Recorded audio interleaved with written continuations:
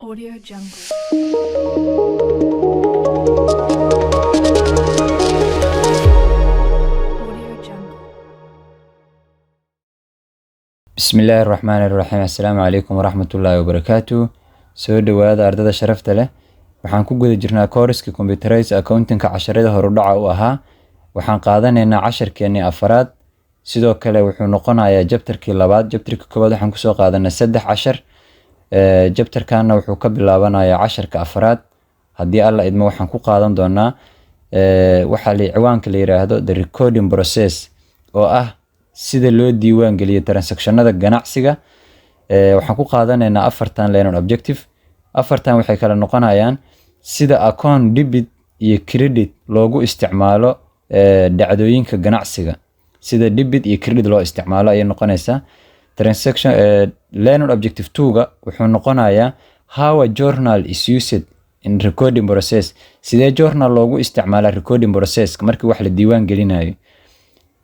Line objective 3 wuxuu noqonayaa how a ledger and posting help in recording process. Sidee ledgerka iyo postingka ay nooga caawinayaan inaan wax diiwaan gelino oo transactionada diiwaan gelino. Line objective-ka ugu dambeeya wuxuu noqonayaa inaan diyaarin karno trial balance. Trial balance-gana waan sharixi doonaa haddii alla idmo. Line objective 1 describe waxa qeexdaa how accounts debit and credit. Sidee akoonada debit iyo credit-ka ah ay used loogu isticmaalaa to record in la diiwaan geliyo business transactions. Dhacdooyinka ganacsiga in la diiwaan geliyo debit iyo credit maxaa la dhahaa debit iyo credit sidee loo isticmaalaa halkaas aan ku qaadanaynaa haddii alla idmo. The accounts kan tagaynaa marka. Record of increase in la diiwaan geliyo siyaadada and decrease iyo yaraanshaha of specific asset ama hantida shirkaddu marka ay badato ama yaraanto in la siyaadiyo ama la badiyo ayaa loo isticmaalaa. Sidoo kale in la yareeyo. Liability-ga waxaa loo ayadana maxay ahayd deymaha lagu leeyahay shirkadda inay bataan ama yaraadaan ayaa lagu diiwaan geliyaa ayadana. Owners equity-ga sidoo kale waxa owners equity-ga oo ahayd raasul maalka badashadiisa iyo yaraanshadiisa ayaa lagu diiwaan geliyaa. Revenue-ga badashadiisa iyo yaraanshihiisa ayaa lagu diiwaan geliyaa. Sidoo kale expense-ga ama qarashaadka inuu bato iyo inuu yaraado ayaa lagu diiwaan geliyaa. Maxaa la dhahaa marka debit iyo credit. Debit waa left side dhinaca bidix waaye. Marka adiga joogtid gacantaada bidix dhinaca xigta ayaa waxay tahay debit. Waxaa loo soo gaabiyaa DR. Credit waa dhanka midigta waa midigtaada. Midigtaada marka fiirisid dhanka ah ayaa waxaa loo yaqaanaa credit. Waxaana loo soo gaabiyaa CR. Dhinacaana kan marka DR-ka maxaa laga soo gaabiyay debit record.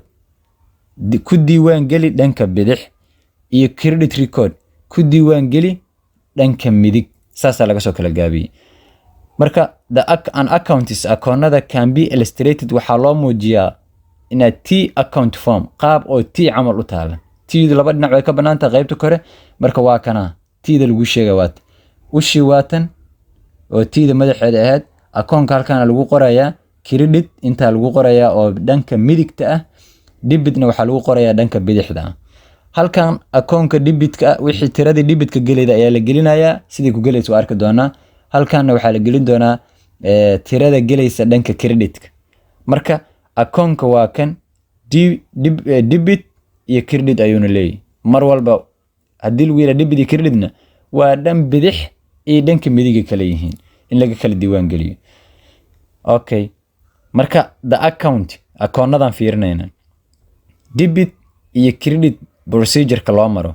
Double entry system waa horta. Double entry system waa dhanka bidix wixii aad gelido inaad dhanka midigna gelido. Si kale haddaan u dhaho debit waxa gelido creditna inaad gelisaa double entry system la dhahaa. Each transaction walba must effect waa inuu saameeyo 2 or more accounts laba akoon wax ka badan to keep si loo ilaaliyo basic accounting equation isla agtii xisaabta oo aan soo aragnay in balance in isla ekaato. oo wixii debit la geliyo haddii credit la geliyo akoonku waa isla egyahay still. Okay. Recording diiwaan gelinta done by debiting ee dhanka debitka ama bidixda lagu diiwaan geliyo at least one account waa in lagu diiwaan geliyo macnaha at least one account hal akoon oo akoonada la diiwaan gelinayo kamid ah ilaa double entry yani laba account waa inay laba diiwaan gelin waa inay dhacdo laba meel uu saameynaa account marka meel waa inay debit noqoto and crediting waa in midig la dhigo ayadana at least one other account kalena waa in asagana la dhigo midig markii mid la dhigo debitkana waa in oo bidixda ahna waa in asagana mid kale la dhigaa marka maxaan yiraahdana debit must be equal credit mar walba waa in debit iyo credit la ekaadaan waa shardi haddii kala weynaadaan ciladaa jirto debit waa in la ekaato credit si kala hadaan u dhaw waa in bidixdu la ekaato midigta okay credit and debit ayaan arkaynaa haddana warkaan si kooban anagoo akhrin doona ingiliishka haddii midigtan oo debitka bidixda aan dhehe raalli ahaada bidixda oo debitka haddii ay ka badato creditka oo midigta akoonkaas wuxuu yeelanayaa dhanka midigta oo dhanka bidixda ayuu u badanayaa waa dhanka bidixda ayuu balansigiisu noqonayaa balansigiisu dhinacuu u badan yahay waa macnaheed marka debitka haddii uu ka badan yahay creditka waxay noqonaysaa in debitku uu noqdo no balansiguna waa dhinaca u badan yahay marka Englishka akhrinayna if the sum haddii wadarta of the debit entry waxa lagu diiwaan geliyo dhankan bidixda greater than ay ka weynaadaan the sum wadarta of the credit entry waxa lagu diiwaan geliyay ama transactionka lagu diiwaan geliyay creditka dhanka bidixda midigta the accountka will have wuxuu yeelanayaa debit balance yani debitka ayaa badanaya way macnaheed 10 hadii lagu daro 8000 meeqay noqonaysaa 18000 3,000 laga jaraya markaas oo dhanka creditka 15000 marka accountku dhinacaan u badan yahay balansigiisu waa dhinacaan cagsigeeda haddana if the sum hadii wadarta of credit entry ee dhanka creditka la geliyo creditka waa greater than ay ka badato the sum wadarta of the debit entry ee debitka waxa la geliyo hadii ay ka badato the accountka will have wuxuu yeelan doonaa credit balance dhanka creditka ayaa badanaya laga wadaa saas waaye marka waa kan sababtoo ah markii 10000 labadana la isku daro waa 12000 yaa badan labadooda 12000 markii la kala jaro 1000 ayaa wuxuu noqonayaa dhankan uu noqonaa balansiga dhinaca ugu badan yahay halkan waxaan ka tageynaa akoonnadii aan hore u soo aragnay ee expendedka ahaa asset liability owners equity oo afar u qaybsamayay oo ahaa capitalka revenue-ga drawing-ka iyo expense-ga mid walba wuxuu leeyahay normal balance wax la dhaho normal balance waa maxay in is ayaa waxay tahay on increase side dhinaca uu ka badanayo waaye akoonka dhinaca badashada mar walba dhinaca uu ka badanayo ayaa normal balance-giisa marka asset debitka should exceed credit waa inuu assetka marka laga hadlayo debitka waa inuu ka bato creditka mar walba yaa badanaya debitka assidoo dhan waxaa la rabaa inuu debitkiisu badan yahay liability-na maxaa la rabaa creditkiisu inuu badan yahay credit should exceed waa inuu ka bato debitka normal balance-guna muxuu noqonayaa is on increase side dhinaca badashada markasta akoonku dhinacuu ka badanayo ayaa normal balance-giisa assetka imaama marka assetka wuxuu ka badanayaa falaartan fiiri qaybtan kor debitku ka bataa wuxuuna ka yaraadaa creditka warkaas si fiican u dhageyso meela socotaa assetka dhanka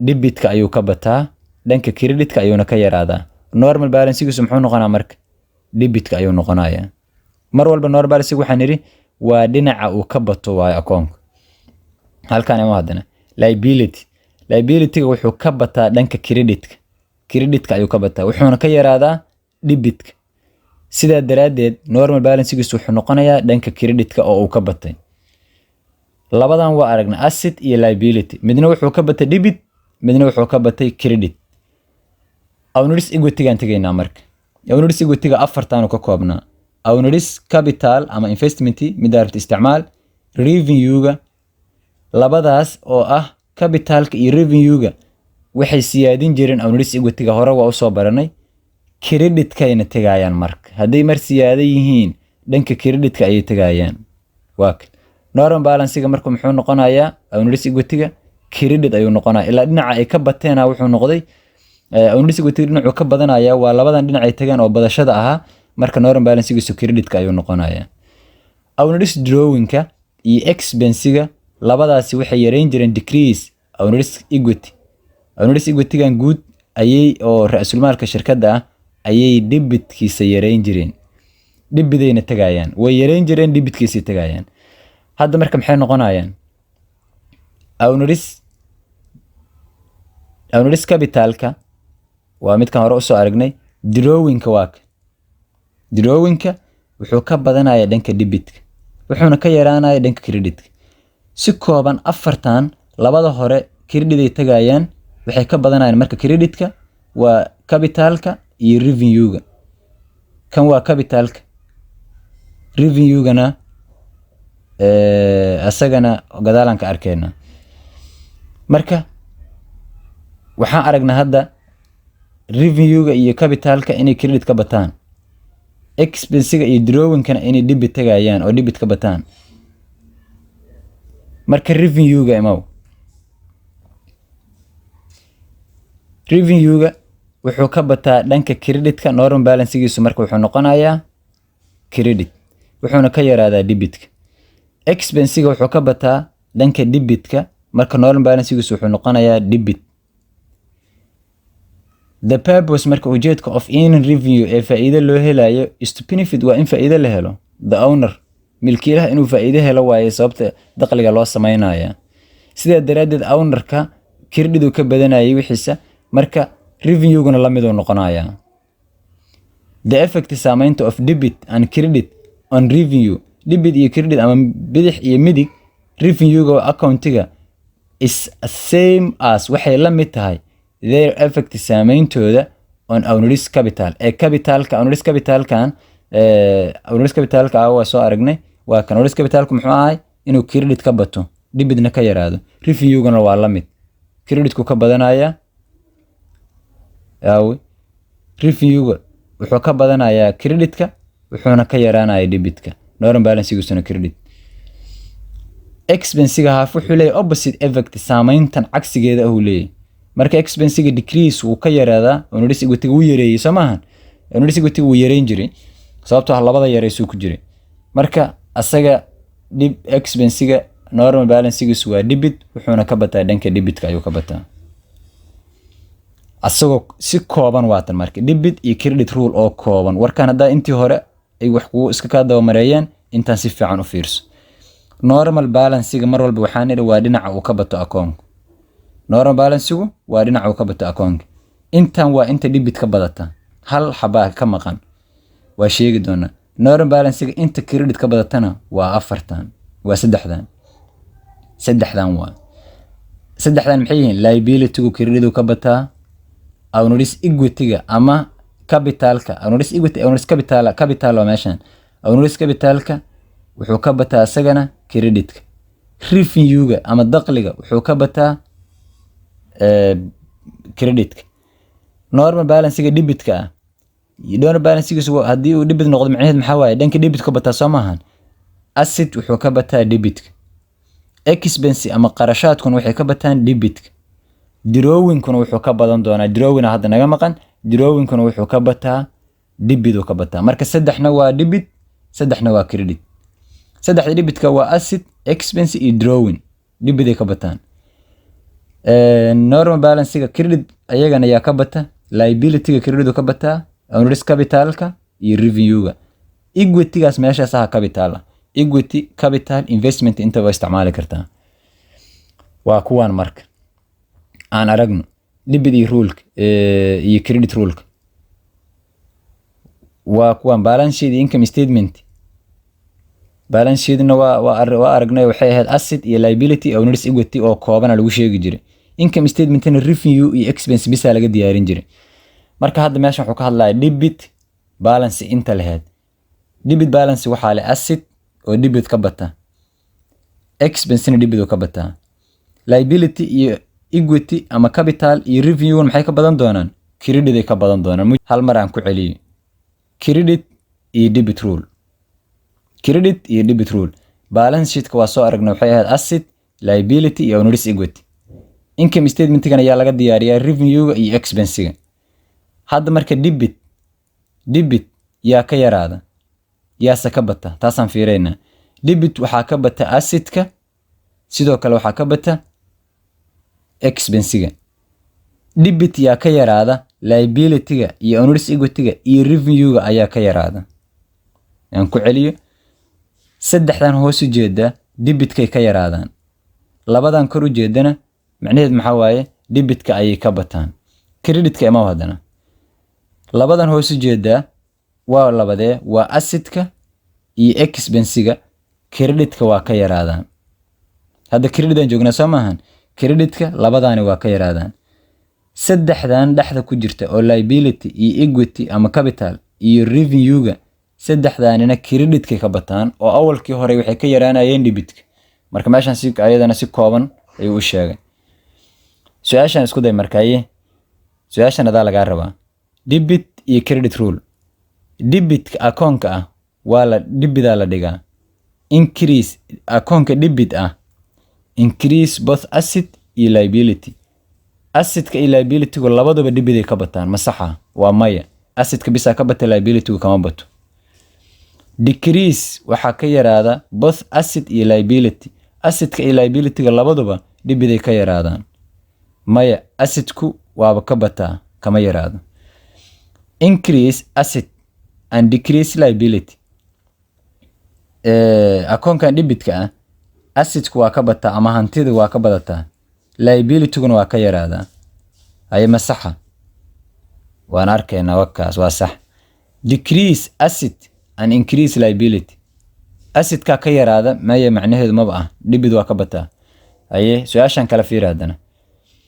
account that are normally have debit balance. akoonka leh debit balance-ga waa kuwe expense, asset and expense iyo revenue. revenue-gan debit balance ma lahan. asset, expense iyo equity. equity-gaani ayadana debit balance ma lahan. assetka, liability-ga and onerous drawing ayadana liability-gu ma lahan, debit balance ma lahan. asset, onerous drawing iyo expense saddexdaana waxay leeyihiin debit balance. sababtoo waa saddexdan indhahay debitka ay leeyihiin, waa assetka, onerous drawing-ka iyo expense-ga. okay, summary marka si kooban calaamadihii ayadoo lagu soo xasuusinayo calaamadii balaaska iyo minuska. assetku wuxuu ka badan balaast waxay ahayd assetka badasho, minuskuna yaraansho. hadda debitku wuu ka bataa, creditkana waa ka yaraadaa. liability-ga balaasku maxay ahayd dhinacuu ka bato, dhanka creditku ka bataa. marka minuskuna maxay ahayd yaraansho, dhanka uu ka yaraado, marka debitkuna ka yaraanaya hadda liability-gu. onerous capital-ka creditka ayaa balaas ahayd oo waa dhinacuu ka bato, minuskuna dhinacuu ka yaraaday ahayd, marka hadda debitku ka yaraadaa. onerous drawing-ka wuxuu balaastu badasho ay ahayd, minuskuna yaraansho soo maahan, marka dhanka debitka ayuu ka bataa oo balaas ah, creditkana wuu ka yaraadaa oo waa minus. revenue-ga dhanka debitka ayuu ka yaraadaa oo waa minus, wuxuuna ka bataa dhanka creditka oo waa balaas. dhanka balaaska uu balaas ka yahay, creditku uu balaas ka yahay. expense-ga creditka ayuu ka yaraadaa, debitkana waa uu ka bataa oo dhankaas balaas uu ka yahay. the equation marka waa inuu mar walba transaction walba oo aad samayso inuu isla ekaado. waa total debit must be equal total credit. mar walba debitku waa inuu la ekaado creditka in isla ekaadaan, waa shardi. okay,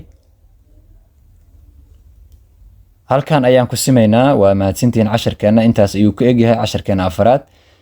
casharka si fiican ha loo soo fiiriyo debit iyo credit waxa la kala dhaho, sida loo diiwaan geliyo. lixda akoon meesha uu ka saameynayo debit iyo credit mid walba